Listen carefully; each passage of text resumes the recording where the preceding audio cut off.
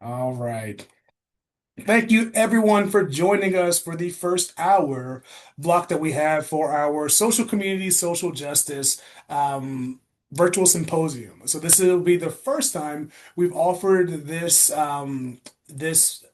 type of webinar series over the course of multiple hours in the day. So, one, I want to thank everyone for being here, and I want you to be here for as long as you can be here. So, if you're unable to join us for the entirety of the symposium, don't worry, because we also have the RASE YouTube page, which houses our other webinars and our other video series as well. So, this, after we're done today, give me a little bit because my brain's gonna need a little bit of time to decompress and put everything together. But we will be adding this series and all of these different series for today, the different sessions, into the YouTube page as well. So if you can't stay for the whole thing, don't worry, it'll still be available for you to learn about the great information, the great supports that we have for our communities and the community members that we have within our local university as well as our broader community as well. A bit of housekeeping, right? We're going to stay muted for the most part for non-panelists, but for folks who have questions, please pop them in the chat, pop them in the space, and when we have a chance to, we will make sure to get to your questions as much as possible. And just to, not take too much more time out of, let's go ahead and get jumping and get started. We have our panelists. I'm going to have you introduce yourselves. We'll start with Joshua Boyd here. Briefly, just introduce yourself and the organization or the program at UNC Charlotte that you represent. All right. Hello, everyone. My name is Joshua Boyd. I am the Program Director of Basic Needs here at UNC Charlotte. I've been in this role a little bit over a year now. But yeah, and I work with Jamil and our Student Pantry as well as our Swipe Out Hunger program. Awesome. Thank you, Joshua. Cooper Davis, tell us about yourself. Hey, good afternoon, everyone. My name is Cooper Davis. I serve as a case manager with the Office of Civil Rights in Title IX here at UNC Charlotte. Very honored to be here, especially as a social worker. So definitely feel like I'm putting that forward. Also a Charlotte 49ers alumni as well. So definitely feeling the feels now. Thank you, Cooper. Miss Gina Davis, or Gina Smith, I'm sorry. Gina Davis, going from there. Gina Yeah, Smith, tell us about yourself. I'm Jean Smith, and I'm the director of the Office of Services for Students with Disabilities. And I have been here for probably about 11 years now, but so I'm happy to be part of this panel and so glad to join the team. Thank you, Gina. Chris Brazel. Hello. I hope I pronounced your last name right. Yeah, you got it right. Happy to be here. Chris Braswell, Director of Military and Veteran Services. Been here at the university for about 10, 11 years, but was started as a student. So I've been here professionally over the last 8 years, all within the military and veteran student space. Thank you, Chris. And as well, Crystal, and again, I'm going to do my best. Strother? Strother, yes. Strother, yes. My name is Crystal Strother. I am a graduate assistant at the Jamil Niner Student Pantry. And I just started this semester, but I'm excited to learn more about the other resources. Fantastic. I do love, and I wasn't aware that Chris knew Cooper, that you were an alum. Chris didn't know you were an alum, myself and as an alum. Like I love that we have this space where we have folks who are, we're on both sides of or have been on both sides of the space when it comes to university, which I think really helps the conversation when we're talking about student services, because that's really what this first hour is focused on is university services, but we know the university services are really geared towards supporting students and student success as well. So, Crystal and Joshua, you all being in the same space, let's start with you all. What can you tell us about your services and the work that you do on campus? Yeah, so the Jamil Niner Student Pantry provides perishable and non-perishable food items, produce, personal hygiene, and household items, as well as different programs like the diaper program, the to-go bag program for shoppers who can't come into the pantry during operating hours, the Swipe Out Hunger, and also SNAP info is provided and resources around food assistance and things like that. Yeah, And to kind of expand on what Crystal had mentioned earlier, in terms of our programming, with the to-go bag program, so students are able to come and pick up items on the days that the pantry is not open. So mainly on Fridays and Saturdays, we leave an hour window for both days. I'm sorry, yeah, I said Saturday. Oh yeah, we leave an hour window for both days for students to come in and grab mainly non-perishable items. We usually don't do fresh produce for the to-go bag items, but I think in the future we could definitely explore like a couple of other different options. In terms of Swipe Out Hunger, we give out 150 meal plans. There are 20 meal plans per student. It is first come, first serve, and it's based just kind of on the need that students have. Um, and then we're also expanding. We will soon be having automated lockers on campus, hopefully this summer, starting like fully in the fall. So that's just another option for students because we realize that like although we're open 3 days a week, sometimes that doesn't work around student schedules. So it's just kind of creating other options for them so that they can still utilize the resource even if they can't come into the space physically. Um, and then just in terms of like expanding on the services and like why these services are important, we primarily service international students. That is majority of the student population that we service. And then just thinking in terms of how that service for them is very important. When these students come over from another country, they are leaving family behind. They're leaving kind of like from a completely different culture, right, to come over here and get an education. And that can come as a shock to some students when they first come, right? I will say that a lot of the international students don't really have stigmas when it comes to utilizing their resources. If anything, they use it very heavily, which is a good thing. But in terms of the culture shock, it's also you have to think about the food too, because we have these items in the pantry, but also they may not be familiar with the foods and other things that we have in this space, right? So it's really trying to educate them through nutrition, but also provide them with other resources because we know that majority of the times the students that are in need that come in this space, just because they can come once a week doesn't fully fulfill their needs. So we also think like long term in terms of their case management and other things. So when students reach out to us and ask us questions, we try to push them towards like the outside resources as well that we partner with. And then student conditions with Swipe Out Hunger. So in terms of that, like I said, it's first come, first served basis, but we typically have a couple of parameters in terms of how we accept the students. Mainly, it is just based on the level of food insecurity. It's sometimes it's very difficult, like hearing those stories.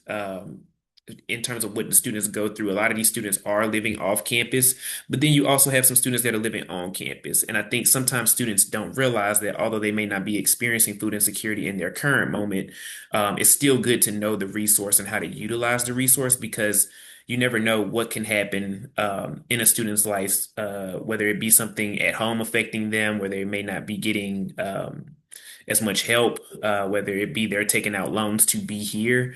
So a lot of financial things play a part as well. So we work very closely with Niner Finance. And then, like I said, like that's just another pipeline in terms of where we can send students to. In regard to SNAP resources, so Crystal is working on a presentation now for our SNAP program. Um, it's really just providing students with the resources, answering FAQs in terms of helping students apply for the SNAP program because we get a lot of questions. And as everyone knows, it's kind of been all over the place in terms of students hear one thing online. There are a lot of misconceptions around SNAP. So we're just trying to clarify that for the students. And then, of course, as you all know, food and being able to eat kind of it affects like academic success. So really it's important for faculty to kind of to know these resources as well, like when they notice behaviors that students may be acting a little bit differently in the space, um, in terms of maybe like falling asleep in class or their grades are dropping. So it's not necessarily that the student may not care about what they're doing in the moment, it's that they have a lot of outside factors affecting what they do. In terms of barriers that students might face in assessing like the resources, I think a lot of times they get a lot of information, but they don't know how in what direction to go to get the information, right? So Really, I think the only thing that I've noticed possibly is transportation. I know some students don't have a car, but they can take the silver route to get here. We worked with SGA last semester to create a video to show students how to get here from the Union. It's a little bit of a walk from the drop-off location on the edge of campus, but we're located right beside the edge apartments. And then I think another barrier could also be like the stigmas around food insecurity. I think a lot of times students have misconceptions about the pantry in terms of like, oh, like you all give out like expired food items, etc., right? But that's far from the truth. So we don't put anything expired on the shelves. I think that when working with students who may be experiencing food insecurity or basic needs insecurity, it's important to provide them a resource that is, how can I say it? It's providing them the best resource possible. Like we're not looking to give them like the lowest grade of food or anything like that. We take pride in what we do here at Jamil Niner Student Pantry, and we want students to know that, right? When they come into space, we want them to have an experience. And I think a lot of those stigmas are primarily come from like our domestic students and undergraduate students. But I think through working with Atkins Library, doing tablings on first day of classes, midterms, and reading day, it kind of helps the students to utilize the resource, but they may not realize that they're utilizing the resource, right? So if we're tabling and we're passing out like snack items or just information about the pantry, those things are effective in terms of, just spreading the word about the pantry and awareness about what we're doing. Um, and then I think another thing too is just, lack of knowledge like around the resource sometimes. I think that to Matthew's point, what he was mentioning earlier, it's like some students don't know or faculty members don't know what avenue to go in order to reach out to someone about the resource, right? But I would say the biggest thing for us is just really just checking that website. A lot of our information is on there, but if you have questions about things, like you can email ninerpantry@charlotte.edu. As well as just giving us a phone call. Like our number is listed on the website as well. And Dean of Students is also another great resource in terms of helping with that direction.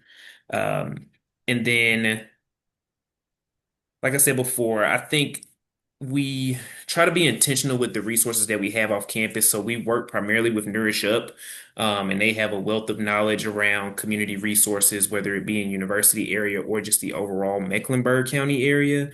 They supply us with 2,000 pounds worth of food each week. So they have a lot more capacity than we do, right? But I think that what I mentioned before is just that transportation. So some students may not be able to drive to that location, but they also have like a Meals on Wheels program, right? So those are things that, or information that students can get from us, and we can help to kind of get them to the resource. I've done referrals for students, for outside organizations. And I think it's easier if we can help them to navigate that than them just kind of going out on their own trying to figure it out. But yeah. No, that's perfect. That's perfect. So thank you there. Like, that's really Joshua and Crystal for a really good understanding of what work you do here. And I want folks who are listening to this to really pay attention to the connections and some of those barriers that you hear, because I'm pretty sure you're going to hear some similarities over the course of our other services as well. So let's switch over to Cooper Davis and our Title IX services as well. And that's not just, but let's talk about what you do here at the university as well, Cooper. Yeah, thanks, Professor Mills. Appreciate it. Yeah, so I serve, as I mentioned, as a case manager with the Office of Civil Rights and Title IX. And it's important to note the civil rights side of it too. That was a recent addition to our office's scope just a couple of years ago. So we expanded from just the Title IX office to the Office of Civil Rights and Title IX. Of course, the history of Title IX is based originally in athletics and ensuring gender equality in the number of sports. But since that moment in the 1970s, it really has expanded to being protections for students at universities per federal law and regulations. So the work that we do in our office really comes down to assisting students who are experiencing difficult situations around, sexual and interpersonal misconduct, discrimination, discriminatory harassment. Under our scope as well, we also assist students who are experiencing concerns around pregnancy and related conditions. So we do a little bit of a wide range of things but we really look to support our students as much as we can. Kind of the process of how it goes is we will receive a referral or report from someone on campus. It can be anyone, and I'll touch on that in a little bit. But we will conduct some outreach, reach out to anyone indicated or implicated in the referral, and just reach out for support. So that's really what my role is as a case manager. I'll do a lot of the communication back and forth with both complainants who are colloquially known as the victims and the respondents who may be the accused. And in order to provide support not only for the complainant, but potentially for the respondent as well. Going through this support and providing vital resources, other on-campus resources. Like I've definitely referred our students to a lot of the other resources that are on this panel. So definitely providing resources is a big part of our role in our office's work as well. Beyond that, we can continue to provide support in case management. Also, at times we can start, begin, complete, and finalize, whether that's through resolution or a hearing, investigations and formal processes when our Assistant Vice Chancellor and Director of Civil Rights and Title IX, Dr. Michelle Rankin, is able to approve those and or elect to move forward with those. So yes, a variety of different services that we serve. But for us, it's really important that our students and our faculty and staff, all of our campus community is aware of us. You may have seen us in your Niners Know training, which we're very proud to have put together. We also conduct annual trainings for most staff and faculties on campus, whether that's housing and residence life, student affairs, academic affairs, what have you. We try to make sure that people are up to date on what our role is, and really just making sure that people are aware that they can come to us for support. These services really are key to the important community because if we're being honest, no student or faculty staff member is going to come into their time at UNC Charlotte wanting or expecting to go through a negative experience or a concerning experience regarding sexual and interpersonal misconduct, discrimination, things like that. However, it's really important to us that even though that may not be exactly what folks are expecting, they can feel supported and know that there is a wonderful resource here on campus that will be able to meet with them for support, provide some additional resources, kind of refer out and see what support we can provide, if any. I would say certainly some of the barriers that face our students that access our services, not just our students, but the rest of our campus community members, is similar to what Joshua said, is kind of a stigma sometimes. There is certainly a stigma around resources that are related to our office. We kind of get looped into the mental health resources as well, and that sort of stigma, or the stigma of campus community members not wanting to report things just because they don't want to be a bother, or they don't want to feel like they are inconveniencing anyone else, or they feel like, this was a really concerning thing that just happened to me, but it's fine, I'll get over it. So that's something that we really strive to combat and ensure that our campus community members know that there is no judgment or anything of that nature. We just want to make sure that we are receiving all the referrals that we can, both from anyone who wants to report, as well as our faculty, staff, anyone who works in those roles as a mandatory reporter. I would also say too that similar once again to Joshua, that the lack of education can sometimes be a barrier. Now, that seems a little bit ironic, given that we are literally shown to every student who is enrolled at our university in their Niners Know training and their orientation training, and they receive pretty frequent updates from our office as far as training goes, if they ever start a job and things like that. But we understand too that a lot of training can unfortunately kind of go in one ear and out the other sometimes, especially those really detail oriented pieces of how to report, when to report, where to report for our office. So we're certainly aware of that. Um, and try to, make ourselves as accessible as possible at campus events. Here on campus, we're located in Cato Hall. We welcome walk-ins. Anyone who would like to speak with our office at any time can give us a call, go to our website, send us an email. We try to see people day of, but if that's not possible, certainly as soon as possible. Um, and the thing I would say primarily for our office and what we are passionate about ensuring that our campus community members know is that, we don't expect other members on campus to be experts on our scope, right? We don't expect them to be experts on sexual and interpersonal misconduct, on discrimination, harassment, violence, things like that. So when in doubt, if you see something, say something. If there is something that you are, concerned about, or a friend tells you that, something concerning is going on with, a romantic partner or a friend or, someone in their class, report it.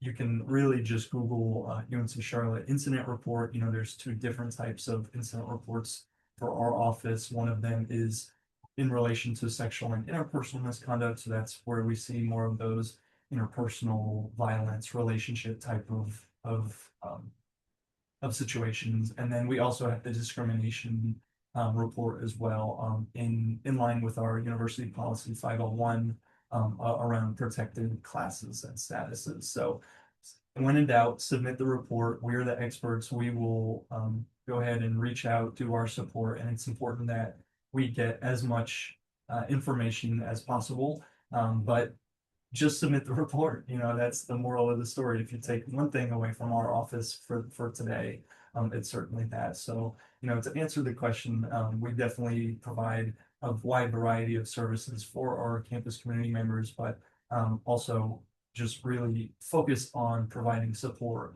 and referring out as well. Awesome. Thank you for that very comprehensive and really detailed report there for us for your services, Cooper. So we have some questions in the chat. We're going to get to those at the very end, at the very least. But if you, as panelists, 'cause I know so far, Crystal, Joshua, and Cooper, some of the questions could be directed to you. You're more than welcome to answer those in the chat. But we will still get to those so folks can hear who are listening to the questions as well as the answers that you have. So thank you there, Cooper. Let's switch over to Gina Smith. Let's talk about our disability services as well. Sure, thanks so much. So, like I shared, I'm from the Office of Disability Services, and our role is we are the primary office that makes determinations around accommodations for students with disabilities. There is for employees with disabilities, including student employees, those are handled through HR. So we are talking students in the classroom setting, in the residence hall setting, in the dining hall setting. So any aspect of student life and engagement where students with disabilities might need accommodations, we're that office that makes the determination around reasonable accommodations. And we use a lot of things to help us in that process. And I'll get to that in a minute. One of the things that people often want to know is, how do you get connected to disability services? And we do have this on our website. It's really a 1, 2, 3 kind of process. And the first process is to reach out with your documentation. And so that documentation of your disability should be from the person who's treating you for that disability, or who has been working with you on that disability. Usually that's a primary care physician, but it could be a mental health counselor, someone who is working with you on that diagnosis. And you submit that documentation for review, and that review process happens, and we follow up with you to give you information about what your next steps would be. And often those next steps are, hey, meet with us so we can talk about reasonable accommodations. And so along the way, where it's sometimes people have questions like, well, how do I submit documentation? We have a portal that's secure, that students new to our office can submit that documentation to that secure portal. That documentation stays in that portal. It's not shared with other people on campus. We are the only people on campus that use the system that we use. So it's not connected to Campus Connect or any of the other systems you might be familiar with. And so we are the only people that use that portal system that we use. It's called the DS portal. And so you submit that, we review that, we respond to your university email with next steps. If those next steps are schedule an appointment, we tell you how to do that. We invite you to have a conversation, which is known as the interactive process, where we talk with you about your disability, where you can share it in your own words. We learn about what you're asking for, what's been helpful in the past, what you're looking for right now. There are times during the documentation review where we say, we don't have enough information right now to make a determination, and we need more information. And we'll tell you what we need. We're missing information about this thing that you're asking about, but it's that 1, 2, 3, submit documentation, go through that review. And if we invite you to meet with us, sit down and meet with us and have that conversation so we can determine reasonable accommodations. And I'm going to back up and say, I've thrown around a couple of terms: interactive process, reasonable accommodation, and I'm going to tell you why. We do fall under specific legislation. Cooper mentioned there's legislation that governs his office. We are an office governed by legislation as well. We fall under the Americans with Disabilities Act. And while we have our own processes for how to get you connected to us internally on campus, we do fall under those guidelines on how to determine if someone has a disability. We fall under those guidelines to have it, what's known as the interactive process, where we engage in a conversation with you. So when we invite you to an interactive meeting, we're doing that because that allows us to know about you, but that's also something that's outlined by the law as well. And so we fall under the ADA, which was passed in 1990. We also fall under certain parts of the Section 504 of the Rehabilitation Act of 1973. So there are different things that govern what we do. And so there may be some specific things to our processes that are governed by that. Documentation is one of those things that we need because we don't diagnose. And that's an important thing to know. You might come to us suspecting that you have a disability, and we're happy to talk with you about that and where you might go to talk about how to find out how to get evaluated, but we're not going to evaluate that. So that's where the documentation helps us and why we need documentation on what's going on. It's also where we have to make a determination about, is this diagnosis that you've presented to us and the information you've given us, does it rise to the level of a disability? And there's a difference between diagnosis and disability. And diagnosis is that thing, you've got that information from your doctor. Disability is actually defined by the law in a very specific way, and it is a mental or physical impairment that substantially limits one or more major life activity. It's really broad on purpose, but it does have to rise to that level of creating an impact. And no two people with the same diagnosis are going to experience the same impact. And so that's also why we want to meet with you and talk with you. But there's some very specific things we do in our process. And when people are like, I'm not sure I understand why you said this isn't a disability, because I gave you the prescription pad note that says I have X. And I was like, well, it might be a disability, but all we have is a diagnosis right now. We need more information from you and your provider to be able to determine the impacts on life right now. So we do ask some of those questions to figure that out. When we're figuring out accommodations, we use the word reasonable. Accommodations aren't necessarily everything you were hoping to have, but they are meant to be reasonable in the academic setting or the housing setting or the dining setting that you are interacting with. And reasonable is this broad word again. And so it takes some conversation to figure out sometimes what's reasonable in the setting that you're asking for. So those are the things we're trying to get at as we make a determination to get you connected. Once you are connected, we help you know how to get your letters to your faculty so that they're aware of what your accommodations are in the classroom setting, or how to note. We'll help you in notifying housing if your accommodations are in the housing setting, or dining if your accommodations are in the dining setting. And we work with a lot of other services too. We are connected to Niner Paratransit. So you may not need classroom accommodations or housing accommodations, but you need to get connected to that paratransit ride service. And we're the office that can help get you connected to that as well. So there are a lot of things that we do to get you connected to access on campus. And typically documentation is a part of all of that.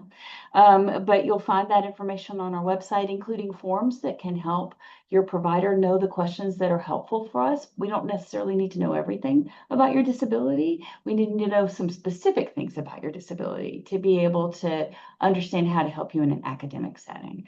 And we want to keep that information confidential. So it may help students to know that information is not shared with your faculty. It's not shared with housing. There may be things about your accommodations that help faculty know certain things. If we tell faculty we are providing Braille for you, there's some things they may understand, or American Sign Language interpreters, there's some things they may understand, but we don't talk about your disability with your faculty. We keep that private. That's your information to share or not.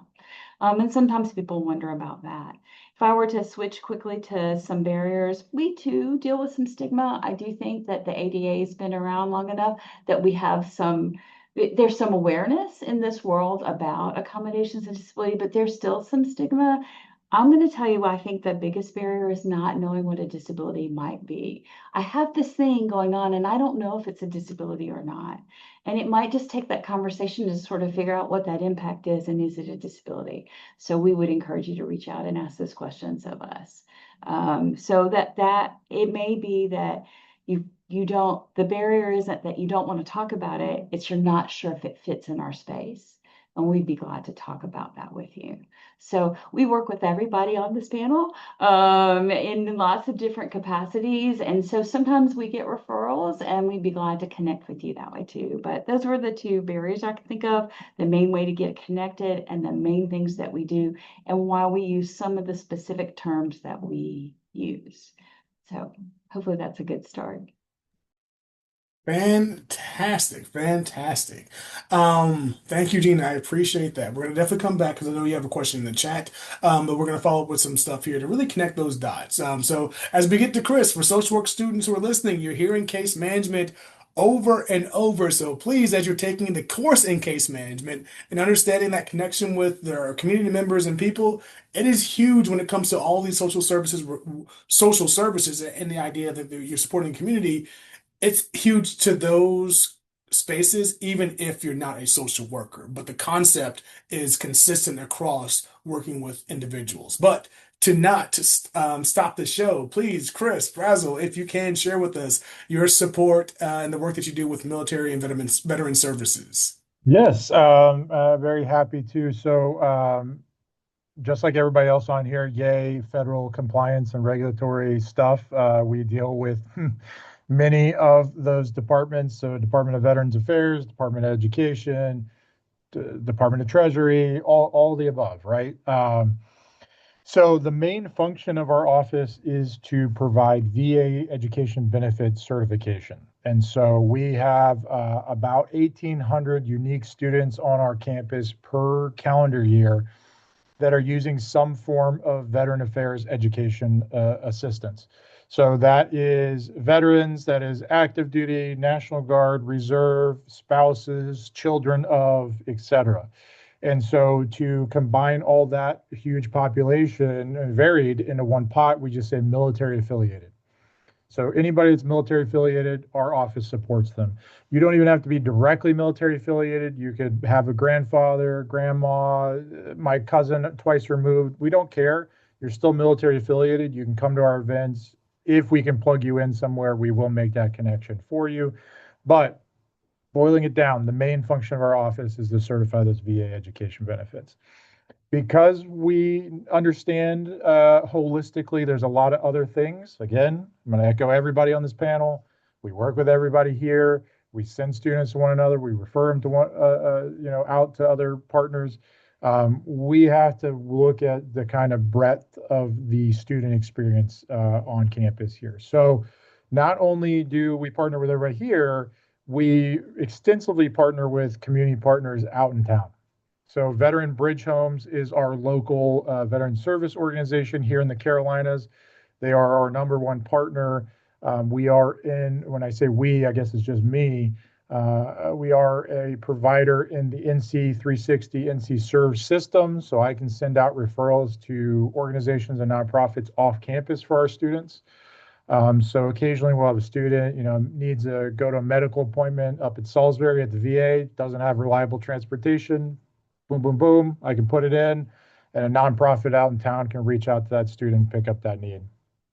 We've had situations where students have gotten off the plane, ended their military service, and they are functionally homeless before this university semester starts. Well, SAS can only do so much. Emergency housing can only have so much capacity, and PPS is not going to let that student sleep outside, even though they're used to maybe being out in the field or whatever else. Well, we work again with these organizations, nonprofits. I can get Tunnels to Towers to cut a check to put that student up for a week in a Motel 8 until classes start. Then they can move into the dorms, right? So there's a lot of these little holes and gaps that students can fall into. And at the end of the day, they have some sort of shared identity with the military. Our office can support them. Military service is a little more, I said the military affiliated is gray. Military service is more black and white. You either served or you didn't serve, and there's not really a lot of variation in between there. To me, you sign the contract, you're in, right? So I don't care if you served one day or you got kicked out in boot camp. You're still a veteran. You still have access to these systems and processes to kind of help you out. Honorable, dishonorable, whatever. There's some sort of support or level of support here for you within our office. So again, we work with CAPS, we work with the Collegiate Recovery Program, Center for Wellness Promotion, like any kind of area that we can think of to try to plug a gap for our students, we are supporting that office or that service. A lot of this ties back to the history of the university, 1946, Bonnie Cone, right, founding this night school for returning World War II veterans. So our office try to lives up to that legacy. So we do a lot for our students here. And then barriers wise, there are various stigmas and things within populations and within our little subdivisions of populations. But for me, it's the bigger picture, it's the name.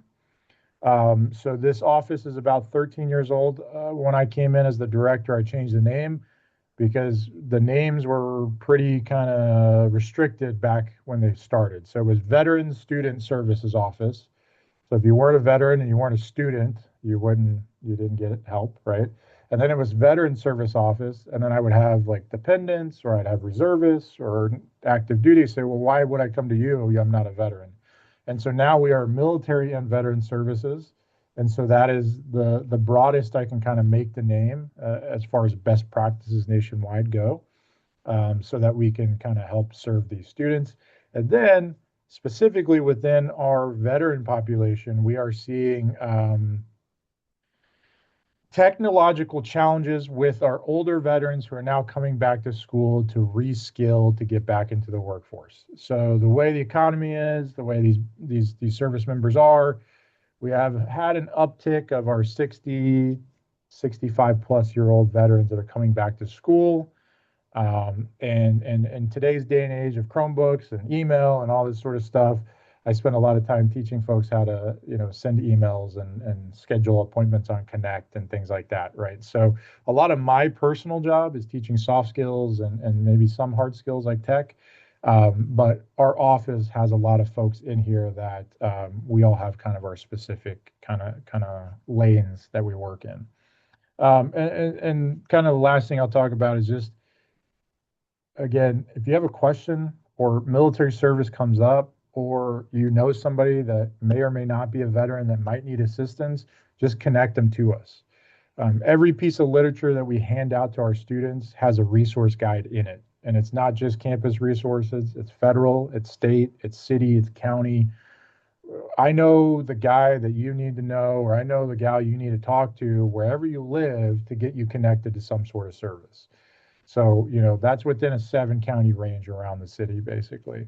We all get together very regularly. I have another meeting in an hour down at the Charlotte Mecklenburg Library. It's a community veteran engagement board that I chair with other education institutions in, the tri-state area, basically around here. So there's a lot going on. Somebody needs help, send them to us. If we don't know the answer, we know how to find the answer, and we'll get that person connected. Fantastic. So as we get towards the end of this, there's a lot of information that's been shared, and framing this in a social work type of framework, we're looking at a lot of holistic, humanistic, and collective community services, right? We're talking about like that. I love, Chris, when you mentioned, doesn't matter how you connected to military veteran services, even the name change, like that's very. I love the idea of like, so how does the name become a barrier, right? How does the idea of who, even if the systems stay the same, the structure stays the same, well, who's going to come here if the name sounds like this? Like that's a very amazing, like, I love it. I love the idea that you were looking that way. And then going into like, all right, so honorable, dishonorable discharge, whatever, there's a connection to us, come to us, and we'll work it out from there, right? So I love that idea because I've heard it mentioned multiple times when it comes to like just bring folks to us, like just meet us, right? And that's very much in that social work framework of meeting people where they are. And the idea is not to limit you. Now, granted, there are limitations, and I believe all of you have mentioned, or most of you have mentioned, policy changes. Like policies do impact the work that we can do, and that's outside of our hands, right? That doesn't mean it's not important, but it means it's a limiter. How it limits? Well, come over here and let's talk about it, and we'll figure out where the limitations may come from. But I love the idea that we're willing to and showing that there are services on campus because you are not the exhaustive of services. There are more on campus than just, but this is a really great conversation, I believe, that starts and sparks for some maybe an idea of like, hey, oh, I didn't know that food insecurity, I can go there on Saturdays. Like there's access on the weekends. I didn't realize, right? The idea of, hey, you connect with these other groups that aren't just on the university level, but like you're aware of, I'm just coming home. I'm I'm housing insecure, right? There's interconnections between services, right? And the disabilities, like, yeah, what's defined by what we can do is defined. However, again, come on over so we can figure out what's in between, right? There's so much and so many layers here that it's important for us to know that it's not just what you might get in the blurb of Niner Insider, because we're going to get some limited information, good contact, but the website can only tell you so much, right? A lot of times I think it comes with like you got to actually go there. And I think that's also the hard connections is when people are doing so many things. It can be difficult at times to walk into the door or find your way to the door. But once you get there, the opportunities just it sounds like they really they go from there, right? So as we finish up here, I want to give each of you all, Crystal and Joshua, we'll start with you as well. Um, so how do we access you? Like, so how do folks support what you do? How do we get information to connect with the work that you do as it comes to food insecurity? Yep. Yeah, the best way to access us is mainly for the students that are in need, or students, faculty, and staff that are in need of food assistance. Primarily, I would say Tuesdays, Wednesdays, and Thursdays. We are open for appointments on Tuesdays and Thursdays from 11 a.m. to 4:45 p.m. We allow 8 people per 15 minutes.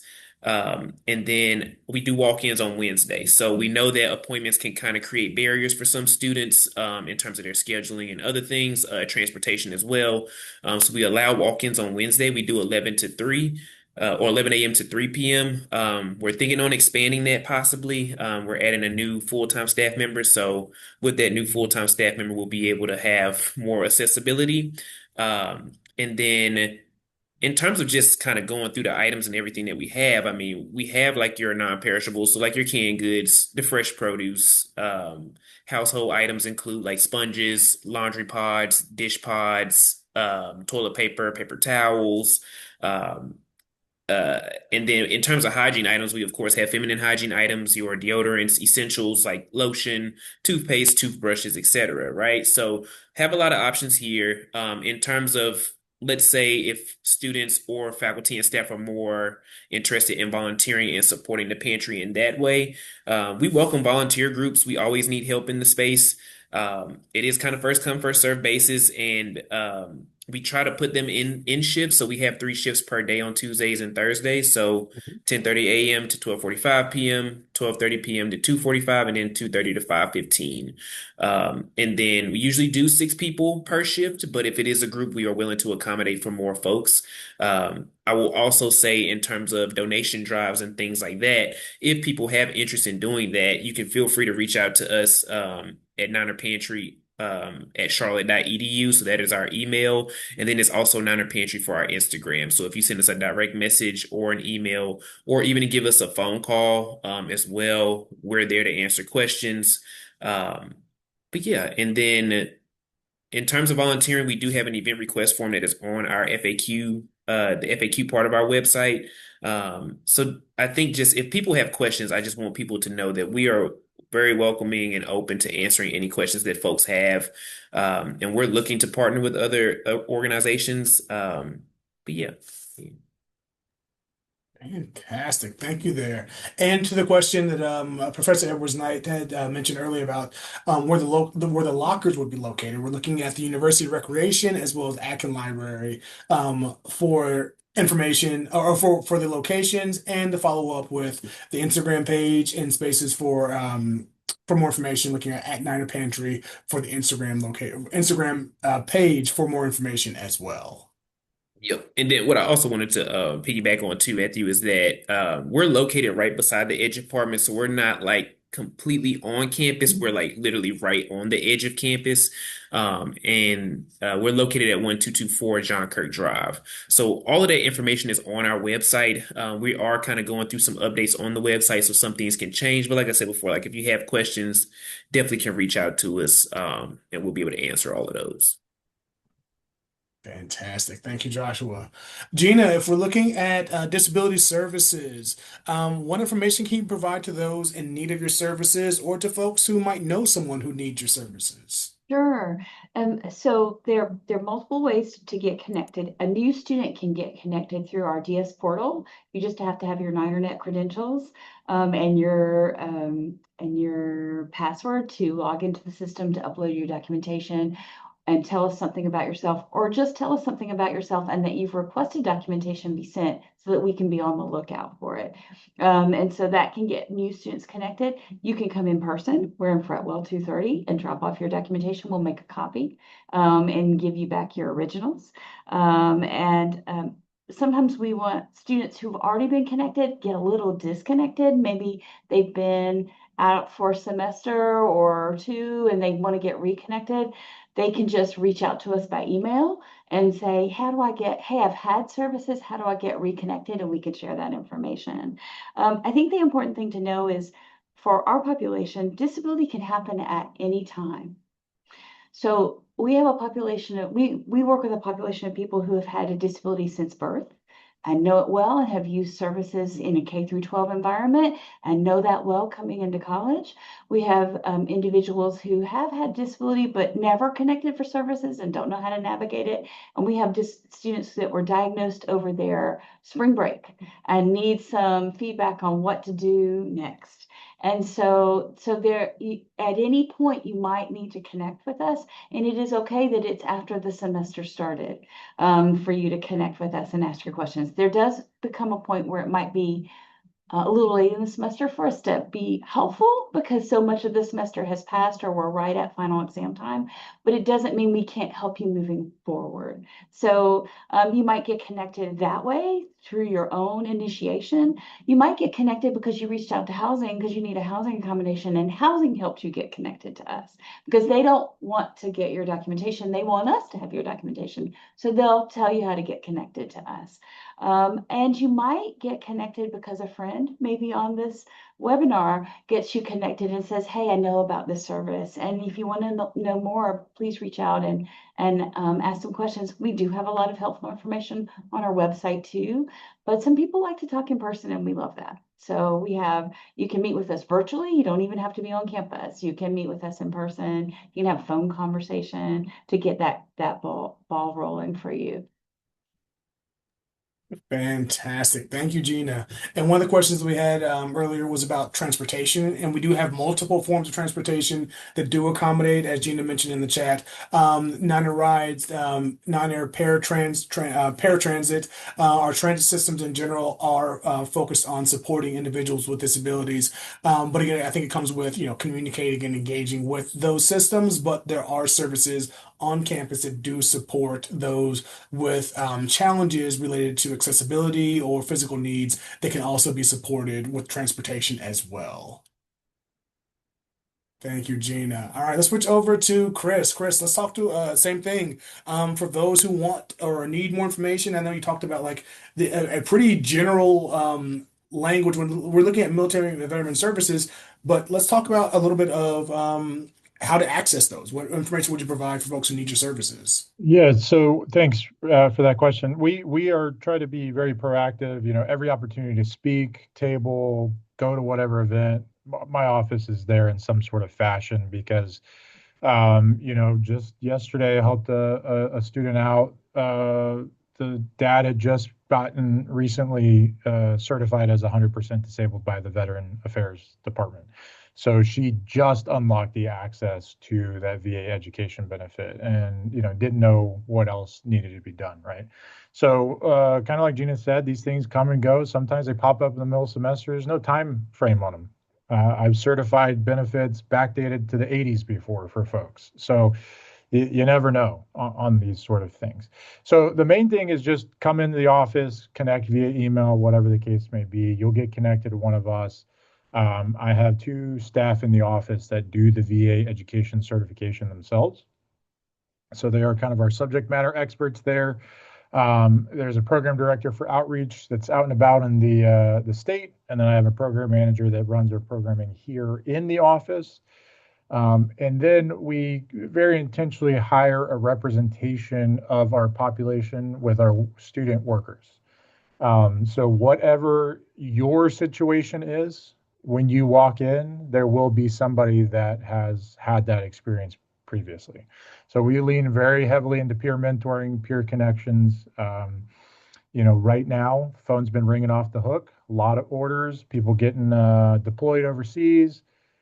The guy that's answering the phone right now, National Guard, ROTC cadet, been through it, understands the processes, knows who to connect that student with, right? So we try to very much get those folks connected that way.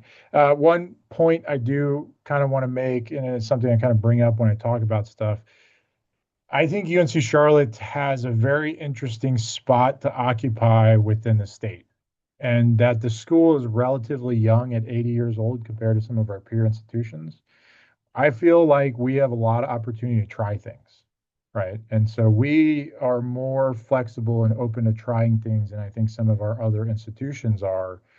And I think that puts us in a nice space where we can really support our students maybe a little deeper, right? Because you go to a school that's been around for 400 years, there's a process and it's been amended 50 million times, and you go for that help and you're going to fall into that process.